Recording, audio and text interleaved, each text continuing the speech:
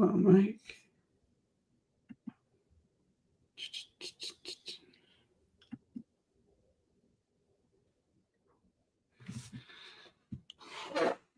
All right, Mike. We'll give it about 30 seconds or so for people to hop on, and then we'll start up. Sounds great. All good on your end? Yeah, everything's all good. You watching this playoff stuff? Yeah, big time. Knicks comeback. That was the Pacers making it happen. Yeah.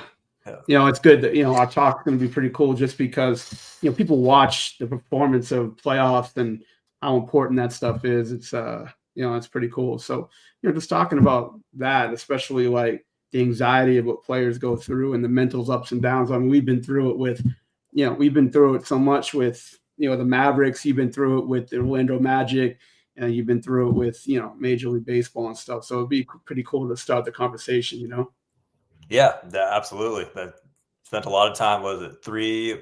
If you count the COVID year, 2.5 seasons with with you in Dallas. Yeah, and 1 season with Texas Rangers. No doubt. And then 2 with Orlando. So it's been a journey. Yeah, no doubt about it. All right, so let's start it up. So everybody that's on the broadcast, hey, my name is Mike Procopio. I'm with the Hoop Consultants. This is Mike Franco, a mental performance coach I worked with when I was in the Dallas Mavericks. We're just going to talk, there's so much stuff on social media and the internet about, basketball skill development, strength training, all these things. But, not enough, I think, is talked about how to deal with the mental part of the game. I never really dealt with anything mental part of the game of basketball until I was at the Mavericks, and I worked with, a fellow colleague of both of ours, Don Cockstein, and talking about, the mental side of the game and sort of how do you put that in a category and how important that is. I've worked with so many high school, college, pro players getting guys ready for the draft. And it is such a mental game of ups and downs. And we talk about all the time how to sort of deal with that stress, deal with that pressure. I mean, and those are NBA players, but there's so many like just regular high school players that they don't really have an avenue to deal with it. And I think that's an important part of the game that I think if I'm a sophomore, junior, high school, and I'm dealing with my coach, I'm dealing with my trainer, I'm dealing with my parents, I'm dealing with trying to get recruited, rankings and all that. There's so much going on. And, I wanted to bring Mike on and talk about it because Mike deals on the mental side itself. And as basketball coaches, we always think that we're good with the mental side, but, Mike deals with it as a profession. So I just sort of want to have a conversation back and forth. You'll do most of the talking tonight, but I just want to talk about that and sort of see how that goes and, go from there. So Mike, like for a couple of minutes, let's just talk about, your background, talk about, sort of what you're doing, what you've done in the past, and just so people can get a sort of a background about you. Yeah. So, I mean, just the background of how I got into this is very quickly. I got my master's degree in sports psychology, Mm-hmm. And then, like I said, a connection through our colleague of Don Kalkstein. And, he helped get me to the Mavericks and, started that journey. But I think like going with the Mavericks, especially early in my career working with teams, was also helping out a lot of young guys in transition in terms of like coming into the professional level and helping them become from a collegiate player or a free agent signee, helping them in their first couple of years into professional basketball. And then also going right into really like how that comes quick. Like it happens fast. How becoming a pro, you have a lot of things thrown at you. Like you're saying, a lot of anxieties around the game, but also life too. And I mean, that's a big part of my intersection of work is proactive tools for life, proactive tools for the game, and also becoming a professional and performing under pressure. And that was a huge part at all 3 stops of mine with the Rangers, the Mavericks, and the Orlando Magic.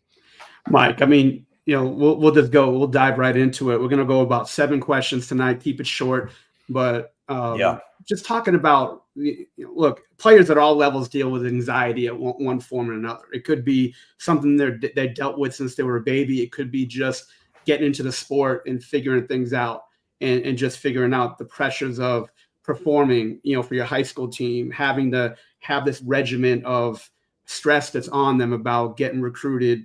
It doesn't matter if you're Division III, Division II, Division I, you're always seeing it. You're scrolling online, you're scrolling on social media all the time. So you're dealing with all that performance anxiety, right? Of all these things that you're dealing with, especially for a high school player or a college player. In your opinion, dealing with it when you're the Orlando Magic running the show with it, especially in not only the, there, but the Rangers, but, Orlando, you were dealing with it as far as the head of it.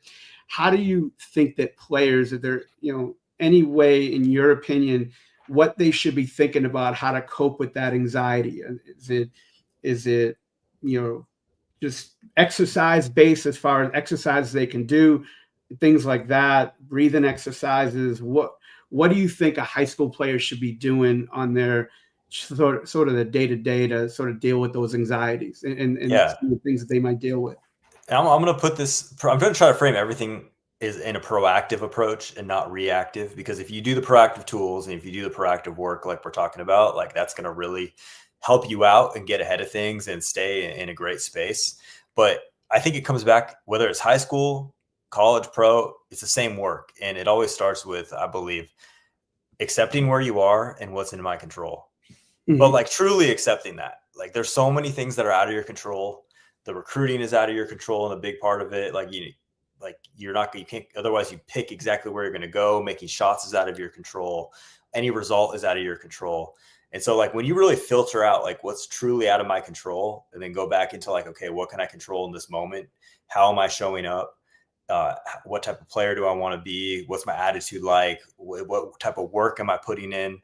Like that should, if there's a true acceptance, that should calm down a lot of the anxiety, because that's just shifting your focus back to like, okay, what can I do today? How can I show up today? What can I do right now? And the guys that I've seen that are able to really accept that and just stay focused on the task at hand. I know it's like cliche, but it's the day by day task at hand. What work am I putting in?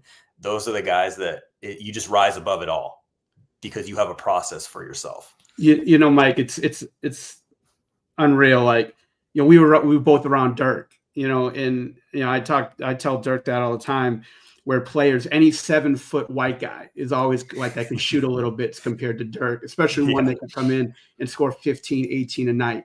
Right. But there's difference between dealing with the pressure anxiety of someone who scores like 15, 16 points a game. And then there's the guy that carries you for 82 games in the playoffs, that that ball's hitting them anytime they need a basket. That is pressure that, you watch it on TV, but like, when you go into practice every day, when you go into practice every day and you see it in games, 122, 121, 14 seconds left, and this guy's got to carry you, or two guys get hurt like we've been seeing in the playoffs, and then that has to be the guy. It's a lot of big difference between being a guy that could score 15 to 17, that could take a couple of nights off, and that guy that's got to carry you.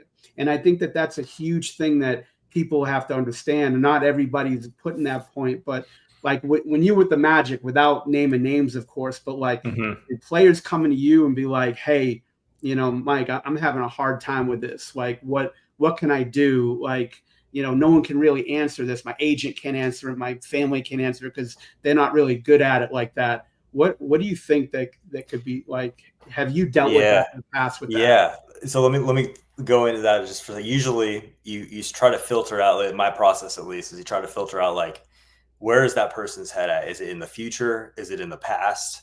Like most things those are the two main causes of stress. It's either something that's happened in the past and you can't let go of, or you're still worrying about, or something in the future that hasn't happened yet. They're trying to predict, you're trying to make happen, force happen. So I try to get people and to get back to the present, the moment you're in. What can we do right here, right now? Right. And sometimes that moment sucks. That's where the acceptance part comes in. It's not going to be like it's not always easy. Right. But the faster you can get back there and be like, all right, this is the situation. Here's how. Then you can start to think clearly on how can we deal with this. And for a proactive tool, let's say, I mean, the simplest thing for me is always practicing using your breath. Like taking a deep breath, reset your body, reset yourself, and having a strategy to do that. So a simple one that anyone can do, from a child, youth basketball to pro, is like, 3 seconds in, 5 seconds out, breathing in through your nose for 3 seconds, breathing out through your mouth for 5 seconds. Like that's a great reset tool. and something you can do if you kind of feel the term I hear a lot is being sped up. Yeah. And when you feel sped up, and that could be in life or in the game. So when you go back to the bench, Mike, you're talking about like when you're feeling it in a game. Is that what you're saying? Like when they're on the bench, they're feeling it, or before they get in a game, and anxiety of that. Like, are you doing these breathing exercises on the bench? Like, how do you sort Yeah, of? so I frame it in a few ways. You could build it into your routine, and Right. that could be like in a form of, let's say, meditation before the game. Maybe you sit with your eyes closed, sit and breathe, and visualize yourself playing as well for about, some guys do it for 5 minutes. I've seen people do it for like 20. Just kind of depends. And that's one part of it. It's like you just build it into your routine, just like every other part of your training. You do your breathing exercises the same way you would go on the court and warm up before the game. You got to warm up your mind too. And then in the moment, I call it having an anchor, but using your breath as an anchor is a huge thing. So like the three main areas you do it in, most people do it already at the free throw line because that's just what you're taught. You don't even really know why you're doing it. You're just taught to take a breath. Right. But when you have a purpose behind it, they can help you reset. It could be at a dead ball when you start to feel it. You might not have time to do 3 seconds in, 5 seconds out, but at least you're trying something. Right. And also if you get taken out of the game or you're on the bench, that's a great time to reset or to time out. Yeah. I've even seen some coaches have done a masterful job with their team. It's just telling them to take a deep breath before he even gives them the play, because you need people locked in. And that's how you get locked in, is to be in the moment. That's much more important, I think, than drawing up some play in the huddle, unless you really need it. I think getting your guys on the right track, as far as that, they got to receive the message first. That's huge. Without question. They got to slow it down. And then I think that's the best players can do that. And look, we're not talking about the best players here all the time. A lot of the players we deal with are average and below average even, but like just having them deal with certain things. But I think the really good players, the ones that are consistent at any level, are the ones that can slow things down. I totally agree with that. And I will just add one thing on that. Just with slowing it down, it does take practice. Sure. And this is going to be like everything. It takes some time, but it does take practice and intention and doing it all the time for that effect to happen. Right. Mike, best players, the highest levels. And I think players at all levels, high school, college, pro, it doesn't matter. I think they're all dealing with, they live a life of routines. And like nothing was more evident of that when I worked with Kobe. Like, that's the biggest thing I think I took from him, is that routine that got him back to zero every day. Like his big thing with me is saying, look, Mike, I could score 45 and kill it, or score 20 on 27 shots and we lose. My routines are going to stay the same. I need to get back to zero. I got a game day routine, a practice day routine, and an off day routine, because I need to get ready to compete. If I kill it the night before, or a week, the last week, 2 weeks, a month, doesn't matter. Or I suck the night before or the week before. I got to get back to zero and ready to compete. So like his big thing was, get in there at 5 a.m., get his, deal with any injury issue he's having, get his weights in. Then he would get his basketball in. Then he would watch film. Then he would practice, post practice. And that's basically his basic routine on a practice day. As far as dealing with mental, performance, take me through some of the things that players, even, obviously in the high school and college level, should be doing on a daily basis in their routine to deal with the day-to-day ups and downs of a season and all these things that they're dealing with, because they're dealing with a lot more than just basketball. They might be dealing with academics. They might be dealing with stuff at home. Like, what things do you think that they can do that won't take 7 hours a day, but take 20 minutes or 30 minutes out of their day? What do you think they should be injecting into their routine that could really help them going forward? Man, I really think, going back to what I said earlier, is trying to have some type of visualization for yourself, the sitting and breathing, visualizing your game, even visualizing how you want your day to go. And it's so interesting you mentioned that about Kobe, because like if you really dive into Kobe Bryant's mindset too, he's so advanced in the mental game. Like it became like he is visualizing. There's videos of him out there talking about meditation. But I think for like a high school player to bring it back, like you can take time in your day, whether you're performing or to start your day, to just have a pause, take 5 minutes, set a timer on your phone, and just start using your breathing exercises and trying that. And if you are really serious about playing, you do want to visualize at that age, like that if you're a serious player. And I think on the back end too, it's also like, how are you evaluating your game? And what does that even look like? I think that's the part that's like really missed, because then it gives you like an anchor on the back end. It's like, how did I show up? How am I judging and evaluating my game? And it should be all things within your control. And I think those are two really important things.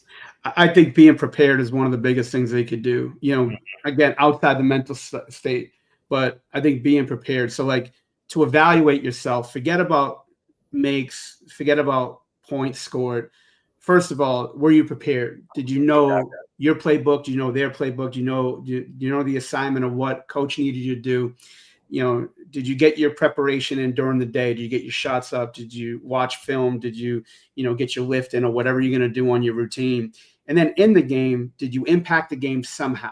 Did you impact it with your energy? Did you impact it with your shot making? Did you impact it defensively? How did you impact the game and impact winning? And then, did you compete and did you show energy? And I think that if you do those things and you go 1 for 11, but there were great shots, there were great looks, you were showing energy, you just didn't perform that night. Not every player is going to perform. You're not going to be Michael Jordan who's scoring 30 a night. Doesn't matter. Some great players, we see it all the time. Some great players impact winning for 70, 72 games a year, and then it's going to have 8 to 10 games where they're not playing well. And we always say, well, just dust it off and just let it go. And that's a good way too. Like Kobe always had it where it's like, he always wanted to know why the ball go in or why it didn't.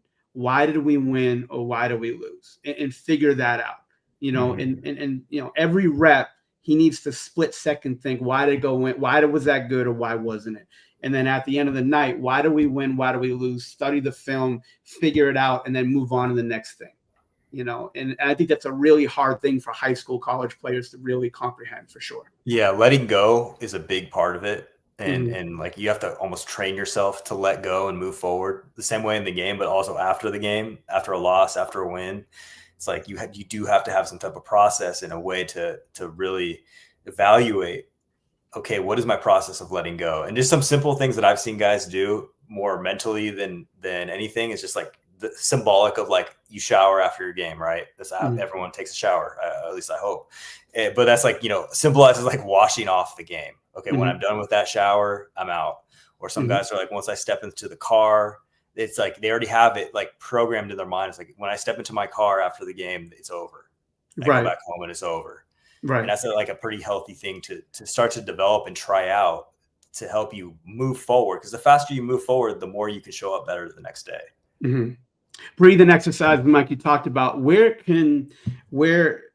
obviously, and we'll talk about your program and things that you're going to be doing in the future, but like where could a player or a coach or a parent really acquire these things to help their kids? Is it things online, YouTube videos? Like where do you get like that information as far as breathing exercises and things like that? Yeah, I think there's plenty of good YouTube resources. Like if you just typed in like one thing you can type in is box breathing. Or anchor breath. If you type in anything like that, you can find some like quick little videos on how to do it. Now there's like so many apps out there. There's Headspace, Calm app. I mean, these are just more like meditation breathing, but like those are great starting points. There's something called Insight Timer, all free. And so if you wanted to try it out on your own, like you can do that. And that's a great starting point to get introduced to it and try it out. And some of them are guided because you might need some assistance at first, but I think those are really good starting points to get going on that. Mike, shot making is such a big part of our game. Any coach that works with a player, a lot of times you're touching the shot at some point. You're tweaking it, you're changing it. Players have so much. We're talking about performance anxiety. Especially players that struggle shooting. And especially this time of year in the NBA, it could be high school, could be college. But like, let's talk about like free throw shooting. I don't care if somebody's 90% or 50%. Like, especially the people that aren't great free throw shooters. Like my big thing, I'm not very versed in the whole breathing exercise thing, but for me, free throw shooting, especially with free throw shooting, I always want my players to have some type of routine at the line, like 2 or 3 dribbles, whatever. but before they shoot, they stop, they breathe, let it out, and then they shoot. Like, to me, a lot of my clients that are struggling at the line, that's a big part, I think, of the routine, just to sort of like dust everything off, slow it down. Don't, because especially when you miss, like a lot of my clients would just want to get the ball and shoot it right away. I was like, no. I don't care if you make, miss, what have you. It has to be routine. You can't be changing based on make or miss. So it's like whatever you do, 2 dribble, 3 dribble, and then you shoot. What do you think about how I know you've touched on the breathing part, but Yeah. how important to you, like, especially with your time with the Magic, your time with the Mavs, like how do you think that the breathing goes with that? Like, how important do you think that is to put in a player's routine? It's big time. And I would put it more this way. Like, I think that should be expected at the line, especially the way you teach. Like, you should have a deep breath in there somewhere, but also the free throw line in general, you can control that piece. Like free throw line, that's the one area. It's like the same as a pitcher. It's like sometimes pitchers have been sped up. It's like you can control that part of you, and that's your moment. So why would you speed yourself up? So that's where it's like you can have a shift in your mind. It's like that's really where it happens. Is that's your time, and you're in control of that pace. No one else. Yeah, I totally agree with that. Like, we talk about slowing down all the time, and I think that, but breathing really does it. I think that, doing that, especially with the free throw line, obviously with the, catch and shoot quick and how fast the game is, sometimes it's hard, the breathing, like you talked about, like being on the bench, in different aspects, using your breathing, but like, especially at the free throw line, I think it's a huge thing. I don't care if you're an established shooter or not. I think that's really important part of it. And you look at the context of the free throw line, right? You're going from a high intensity play, like you're getting fouled, so of course you're getting hit. Yeah, you're probably going full speed or close to it, some type of way. And so you're going from this crazy high intensity, and you have to somehow bring yourself down to a spot where you can be centered, calm, focused to execute your shot. And you don't have that long to do that. So that's why, like, if you took a couple of deep breaths, like, you can at least give yourself the best chance to be in that zone where you're loose, you're flowing freely, and you're able to take that shot with confidence. I totally agree with that. Mike, you touched on meditation, and your thoughts on meditation, how long, when in the day they should be doing it. Pre-game, should do it right when you wake up in the morning, after practice. So, like, on a regular high school kid, first of all, the benefits of meditation. Secondly, adding it to your routine, how long they should be doing it. So what are your thoughts on that as a whole, as far as the meditation piece? The benefits is, I mean, there's so many, but I will just say, like, it's emotional control. It helps you be able to notice when you're gone in those areas, like where your mind is going to the past or the future, right? It helps you catch yourself. It's a practice of catching yourself and bringing yourself back to the moment, which is the same in basketball. If you miss 3 shots in a row, well, you got to catch yourself when you're taking that 4th shot, and you shouldn't be worried about those last 3. So meditation kind of helps you it helps you stay present, helps you stay in the moment, and you're doing it intentionally and on purpose. So the more you practice it, the better you get at finding those moments where you're gone, is the way I like to call it. You bring yourself back, and that helps you lock in longer. And that's what we want in the court. Like, everyone says lock in. Well, that's what locking in means. This means being in the play right in front of you. That's the whole goal. And so when you practice meditation, it just helps you. And, Kobe talks about this in a video. It helps him set himself up for the day. And I think it's the same way. So if you were to do it, someone's starting off for the first time, trying it out, doing it, has no idea what it is, I would set a timer on your phone. You can sit and close your eyes and just breathe in and out for 5 minutes is all you need to start. You can even try 3. And you're not trying to be perfect at it. What you're trying to do is it's a practice. And so your mind's going to go all over the place. You notice it, you bring it back. You notice it, you bring it back. And I'm keeping it, like, very simple, but there's, you can, one of those apps I mentioned earlier, you could try and download one of those for some guidance, but 3 to 5 minutes, just start right there and see how it goes. But I recommend to people doing it in the morning, or doing it pre-game. Some people do it in their car. Some people don't like to be seen when they do it, so you can do it at home before you leave. You got to experiment a little bit with some options, but those are usually the 2 best times. And 3 to 5 minutes. Music, no music, does it I matter? like no music. I like no music unless So it's like a so calm just sort beat. of But dial yourself out, like get yeah, off the just grid. you're sitting up alert. You're not. It's not sleepy time, but you're sitting up in a chair, feet on the floor, alert, still focused. You just close your eyes and you're just breathing in and out, and you're breathing in deep through your nose, breathing out through your mouth. And Perfect world. What are they thinking about? Are they thinking about a specific part of their game plan, just anything, blacking themselves out? Like yeah, what's so your I like to start off with you taking. Let's just say you start off, take 3 deep breaths, and all you're thinking about is your breath going in and out. Right? You just start with there. Just nothing else except you're focusing on your breath going in. Like if I say focus on your breathing, you don't realize you're breathing until you actually focus on it. Right? Mhm. Do about 3 to 5 deep breaths, and then if you really want to take it to another level, and this will take practice, but you could do the breaths the whole meditation, or then you can start to visualize the game and how you want to show up, how you want to play. Like what type of identity do you want to play with? You could Mhm. visualize making shots. You could visualize playing with great energy. You can visualize, making a defensive stop. I mean, these are a little more advanced techniques, but those are definitely valuable things. And the more you can see it in your own mind, then, not to go deep in the science, but your brain doesn't recognize what's real and what's not. So your brain's Mhm. already taking in that image. And Mhm. so it kind of will help calm some nerves down as well, because you're like, oh, I've already experienced this before in my mind. Mike, like, anxiety is a big thing, and it's a real thing. And any level, it could be high school, college, pro, it doesn't matter. And sometimes we see players go off the deep end with it because they don't really do anything about it.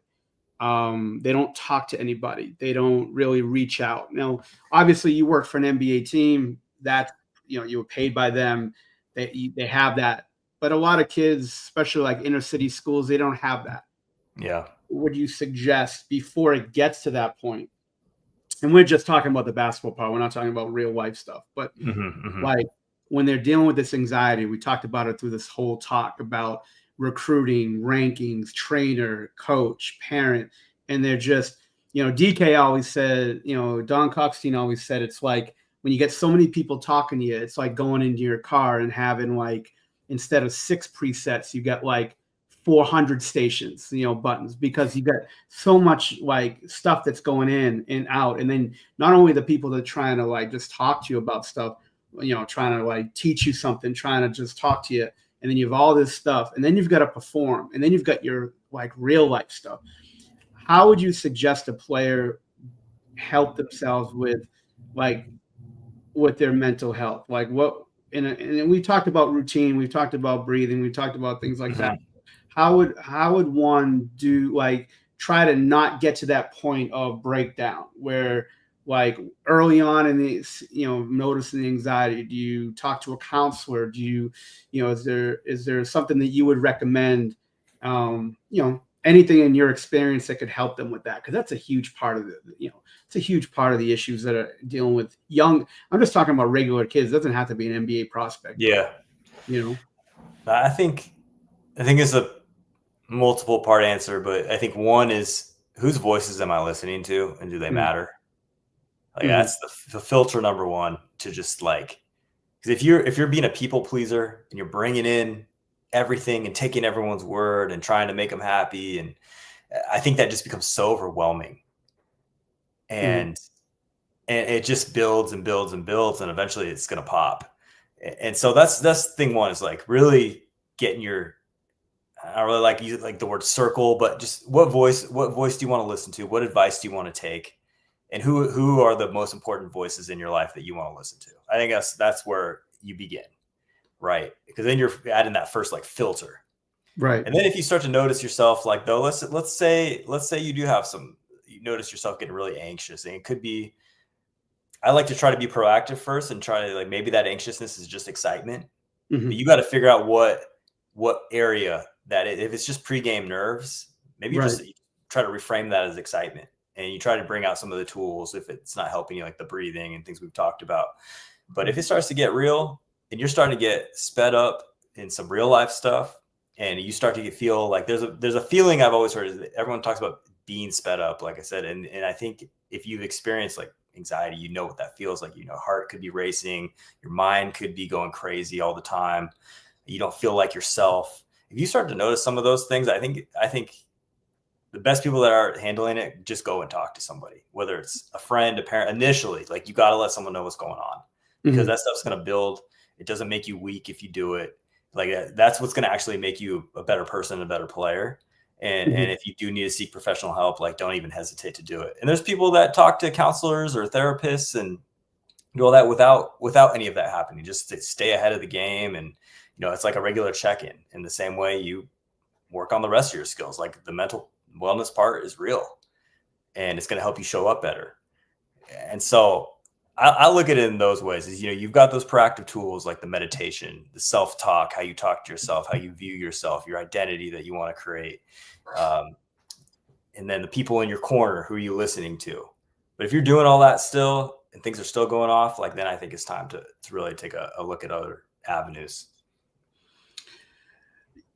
We talked about so many ways to handle all this stuff. Let's talk about when players sort of has a bad couple of weeks. They're in a slump of all slumps, right? What are the things, we talked about breathing, meditation. You might have covered them all, but like, if a player's going through a real slump, like, you've dealt with it in Orlando, you dealt with it in other places you were at. Like, what are when you come in and a player comes in, like, what's your frame of mind as far as how you're going to try to sort of unravel that ball of yarn that they've got around them, they're drowning in? Like, how are you going to talk them off the ledge? What are some of the things that you like to do with a player that you would suggest to a player that's going through a slump? Like, what are some things that you sort of attack right away? I've tried a few strategies here, and I think the one is, and it might not work because you might be too far in it, but just the simple frame of mind, like a shift in a frame of mind, what I mentioned earlier, is like, what's in and out of your control? Like, what have we been focusing on? And see, that is actually like getting an awareness of, have I just been focusing on shit that's out of my control? I don't know. Like, but maybe for some guys, it's just a simple, like, sometimes you're so deep in it, you don't even really understand, like, I've just been focusing on the wrong shit. And so you got to filter. Number one is there, but I've tried a couple other things. I've actually done film breakdowns with guys, but just like showing like a highlight tape, even. Right. Just, you can still make some shots. Like, you can still bring some like realistic perspective into this. And I've seen that work for people, and not everybody, but like, I've seen guys on the training table, or like still watching film of their makes, watching film of like their good plays, like just straight up like a highlight play. And it's like, I don't know if that always works, but sorry. No, well, that's part of it. I mean, it's unbelievable how some players at any level that they forget how good they are sometimes, especially when they're going through a slump. Yeah. Some think that they're never going to make a shot again. All right, so like positive. It's I was gonna just go off that. It's like, you never think you're gonna make a shot again, but usually sports is a culture of constant improvement, right? So you're always nitpicking and finding things to work on and improve on. But sometimes you just got to remember, like, yo, I'm really good at this. Like, I'm really good at this, and you got to believe it for one. And then there's also some perspective. For shooters, sometimes I've pulled up stats of guys without putting a name to it. 3 of 14. 2 of 17 shooting, showing bad games in a row. And then I've showed like, that's actually Steph Curry and Klay Thompson. So they've all been through it too. It's not just you. And those are some of the 2 best shooters in the world. So like, you're going to get out of it. You have to go, and it's accepted, you have to go through that at times to get to the other side. Like, you got to go through it. Kobe was big on like just not changing routine. Like, he was just crazy into his own thing. Doesn't matter, good, bad, ugly, it doesn't matter. He's sticking with what he does because it just got him ready to compete. When guys are going through that struggle, Mike, like, did you ever have them change up the stuff that they do to sort of give them a different taste, get a different look, different feel? Is that something you would want to do? Again, I'm big on just staying consistent, unless we really do have to change it up, which very rarely happens. But were you big on that? Were you big on changing routine? No, I'm not big on that. Unless it's coming from like the head coach of we're not doing shit around, or more of a team thing, but from an individual thing. Mm-hmm. I'm not big on that, because then all of a sudden, if you change that routine that you've already committed to, and let's say it's worked and it's working for you, and that's what game, even in, let's say, high school, even if you're in game 20, Mm-hmm. like, no, I'm not a big fan of that, because then all of a sudden, if you have a bad game, then you're trying to tweak the next thing. And it's same in basketball, but in baseball, they call them like pitchers who tinker. Yeah. And then eventually you tinker your way out of like your whole, what got you to the major leagues. Yeah. So it's like, then what? And I've seen people go through that. And I've literally seen a baseball player like forget how to swing a bat because he's trying to change so much. It's like, no. Like, that's not it. I fucking understand it. Like, look, I'm not perfect at what I do for sure, but like when coaches are like, especially through a slump, like, they go like 8 for 11, 7 for 12, 9 for 17. Everybody's high five, and this is the best. Keep what you're doing. And the first time that fucking guy went 1 for 10, oh, we got to change this up. This ain't working. I'm like, wait a minute. Oh, wait a minute. This is like a bad game. 2 bad games. What the fuck are we doing here? Yeah. Like, come on now. Like, let's. Because let me add something to that, bro. Like, let me like, it's so, you mentioned that, it's also like, how are you evaluating your game, right? Like, going back to that part, if you can sit here and say, I showed up with confidence, I trusted my shot, it's the shot I work on, mm-hmm. And once it left my fingers, I let go of what's out of my control, right? Yeah. Like, then that's how you should look at that. Like, and maybe you're just missing.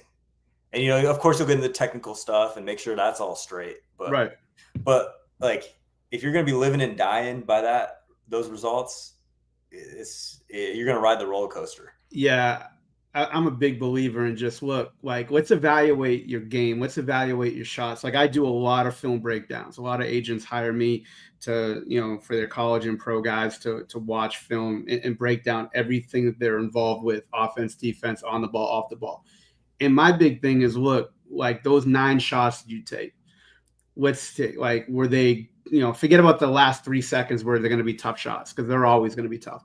But like those 6 or 7 shots that you got in the flow of the game with like 16 left in the clock, with 12 left in the clock, and were they great looks? Were they looks that your coach wants you to take? Those are the shots they want you to step into. Do you step in with confidence?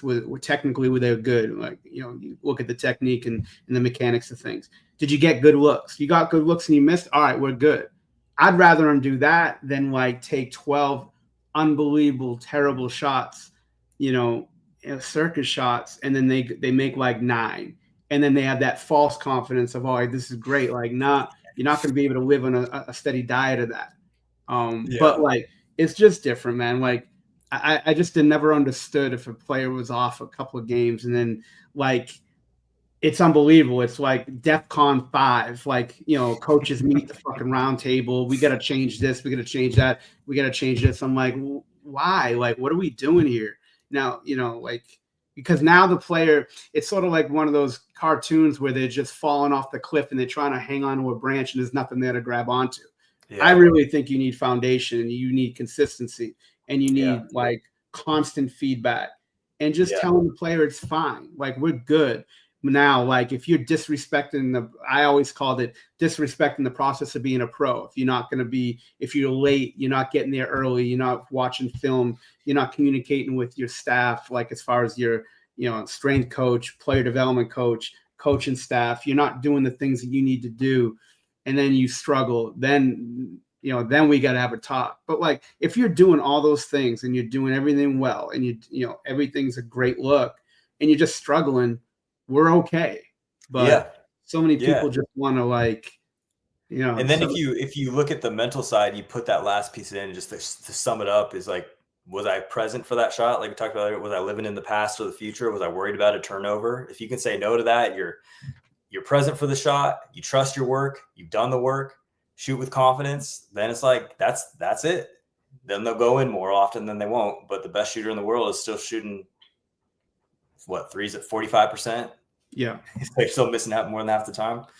The last thing, Mike, and then we'll get into what you do and sort of any coaches that are on, you could definitely like plug what you're doing. But the biggest buzzword I think with development today is basketball IQ.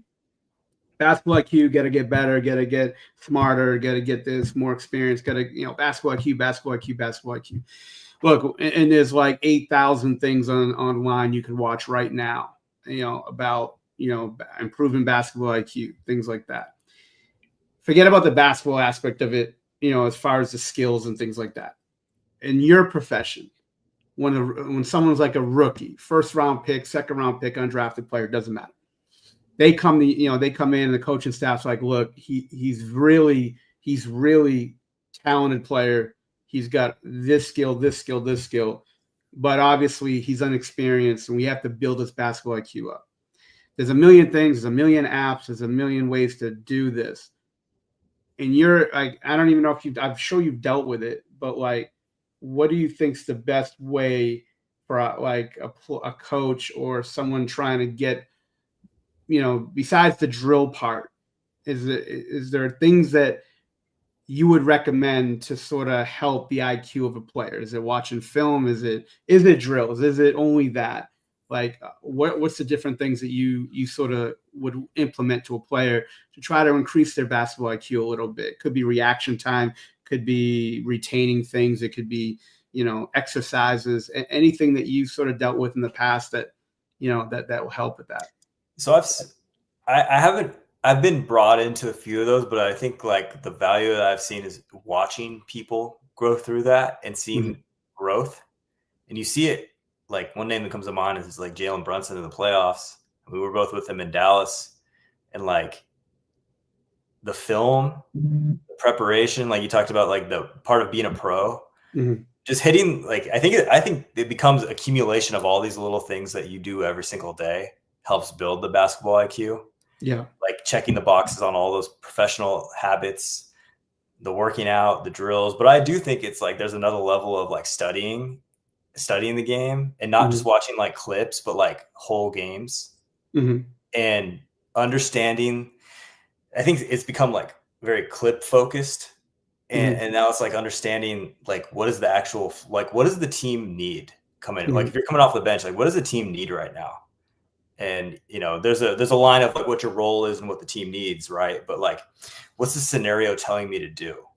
And understanding it from that standpoint also. So you feel like what the whole flow is, like who's hot right now on the floor, who might need to touch the ball, not just going out and getting yours. And maybe there's a moment for that, but I think I've seen the growth come from understanding like the whole flow of the game versus just snapshot scenarios, which I still think is very important.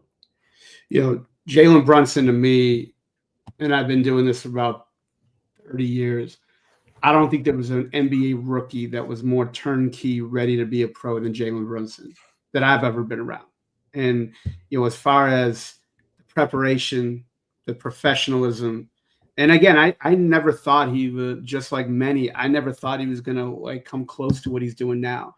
I thought he'd be a starter. He'd be like a Derek Fisher 2.0. Like I thought he was going to be this like shot out of a cannon, hard nose, probably going to be more of an offensive threat than Derek Fisher was. But that's what I thought he was going to be. But when he got there from day one, you never had to tell him, hey, Jalen, you got to be here at this time. Like once he told him, he was in. Watching film. One thing that he was really good at is processing things during a game. Now, he didn't start, his first year, he didn't really start that much. But like, Rick would, this is a whole Don Cockstein thing. Rick would be drawing something up in the huddle, and he wouldn't be going to the game. And when Rick was done with it in the timeout, one of us would say, hey, Jalen, what are we running? Who are we running it to? Like first few games he did it. And then after like game 4, he would just tell us, like, he'd be like, all right, we're running X down to this player, this is the shot we're going to get. And then we would have dialogue during the game, just talking once in a while about just staying engaged in the game. And that's one thing that players don't understand, being engaged with the game when you're not in. Talk matchups, what we need to do better, what we're not doing, not just sort of sitting there pouting, waiting to the 9:32 mark where you're going to sub in and just going in. Like he was dialed into everything he needed to do. Scouting report was on, knew what we're running, knew what they were running, new matchups, new strengths, weaknesses. I mean, the guy was ridiculous. And like Yeah. I thought he was going to be a real, best backup in the league, starter, could be really good like that, could be maybe a top 25 point guard. And now we're talking about him being probably the top 4 Knicks of all time when his career is done, the way he's going now. Like after Ewing, Frazier, Willis Reed, you could make a big case for him. Not yet because he hasn't won the playoff games yet, but like you could make a case where he could be the 4th best Knick of all time. But it started from day one with that professionalism and competitiveness, and just everything was just sort of hit. He was unbelievable. Yeah, and you asked me earlier about preparation that even a high schooler could do. I think there's aspects of what he does that a high schooler can do too. You can still prepare with the scouting report if they're at a school that provides that, and like, Mm-hmm. but it doesn't take that long. Like you can run, you can know your sets, you can understand scenarios of what your team's trying to do, you can know the opponent, and just taking the extra effort to do that it's like when you look at Brunson, because I think he is the model for that, and it's just a bunch of little things that he consistently did that built up the IQ and just put in a little extra effort in scenarios that you're already in. So you might as well. Yeah, I mean, he was really good. I mean, but like, basketball IQ part, like I always tell players, look,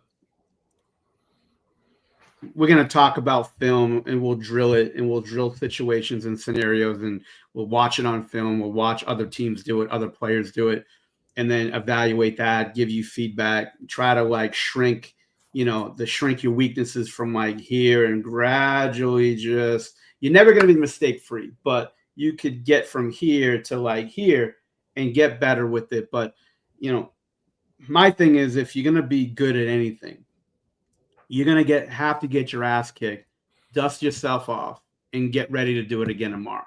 Like, and figure out why you got your ass kicked. Like, too many players, I think, like make a mistake, and I don't bite a kid's head off for making a mistake, but like if you continue to make the same mistake, now we have an issue, right? Like at some point we're gonna know what you do well, what you don't, and then let's really focus on the things you don't do well, and then really try to just shrink the mistake factor and build your IQ based on that. But there has to be some at some point you got to turn the corner with it, but you're going to struggle with some things. Every player's got warts in the league. It's common knowledge, from Jokic all the way to, this guy at 532, there's warts on everybody.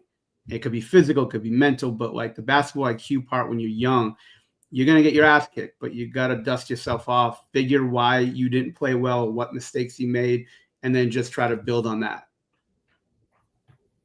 I'm with it. It's an evaluation. It's I haven't mentioned it yet, but next play mentality, and it's the same thing in scenarios in all parts of it. It's like how fast can you refocus, move on to the next thing. Without question. All right, Mike, before we bore the hell out of people, and there's probably like 3 people on this thing, tell everybody that's listening and it's going to be tuning in later what you're doing, how they contact you, some of the things that you're doing. Give them like a 5-minute presentation. If you want to go to ChatGPT, we could do that just to sort of streamline your talk. But like, give them like a 5-minute deal or less about like what you're doing, your programming, and how are they going to reach you. Yeah. So after I worked with teams, for the last 8 or so years, I've decided to go off on my own. And right now I've been very passionate about helping coaches build the mental game into their team. Cause like I would get questions all the time when I was with teams of how can we build this with our team, from either high school coaches, college coaches, how do we bring this in? And so I've been pretty passionate lately on helping out coaches and building a group program for them to help them bring the mental game to their team. I still work with people one-on-one, but I am building the group coaching program, and I'm just teaching the same things that I taught with the pro teams. And I just want to make it, I think it's so valuable. And also as coaches, I think we have to like lead that. If you teach the mental game to your team, you also have to live it yourself in an aspect of it to make it powerful and effective. And so that's what I'm working on building right now is being heavily focused on a program for coaches and helping them help their teams perform under pressure. And that entails, a lot, but every coach wants their team to show up at their best. Every coach wants their team to perform consistently. And I'm just a big believer in the mental game is a huge part of that. And so that's what I'm building. And so I have right now a free newsletter. You can sign up. You'll get a free crash course on basically my philosophy, and I call it Stay Locked In. Mm-hmm. And so that's at MikeFrancoCoaching.com, or you can email me, Mike@MikeFrancoCoaching.com, with any questions or anything you want to talk about. So those are the two main things I'm doing right now. Perfect. Mike, man, I thank you for spending almost an hour with me and just talking about, but I like this part of it. Like I do, like, you see so much stuff online and look, I'm not one of those guys who like, well, whatever I'm doing is great and whatever everyone else is doing, but it just seems like a lot of the same stuff that's being talked about. And I think the mental side of the game is so important at any level. And like I said, like there are just so many players when you talk to them or you talk to their parent, and they say, yeah, there is some anxiety, especially with your phone and just scrolling through and just trying to get yourself out there and evaluated. And they feel as though that they're such in a rush to get evaluated and they got to get ranked and got to do all this stuff. And I think the mental aspect of the game is so important. And as a coach, I've been dealing with it with like working players out and things like that. But you always got to be a player's coach and talk to them and identify some things. But I really didn't lock in on that until I worked with DK and Don Cockstein in Dallas. And I didn't know. I still don't know a lot of his program, but I know enough of it where it's like a lot of that stuff's really important, and just being consistent with the player and talking to him, and not to overreact so fast, but evaluate what's going on with the player, talk to him through it, give him feedback, and then move it on and just continue to just move him forward. But I think all this stuff's really important. And I think the beautiful part about it, I'll just say this one last thing, is the mental game, and especially in the way myself and DK teach, it's proactive too. So this can be trained, this can be implemented to any system you're already doing. Like these are just principles and tools that are proactive and can be used not only to help you in life, it will help you in your sport too. And I think that's the awesome part about it. It's completely transferable, and it's not like it doesn't have to be a separate thing either. You can do it in, we've proven we can do it within organizations and programs that already have it. So like we can throw it right in and have it be successful. Without question. All right, Mike. Well, I appreciate you, man. And we'll definitely be in touch with this. We'll do this again. I think absolutely once a month or so to talk about different things. It would be good. And I appreciate you, coming in and give us your time, man. Thank you. Bro, thank you. I appreciate it. Mm-hmm.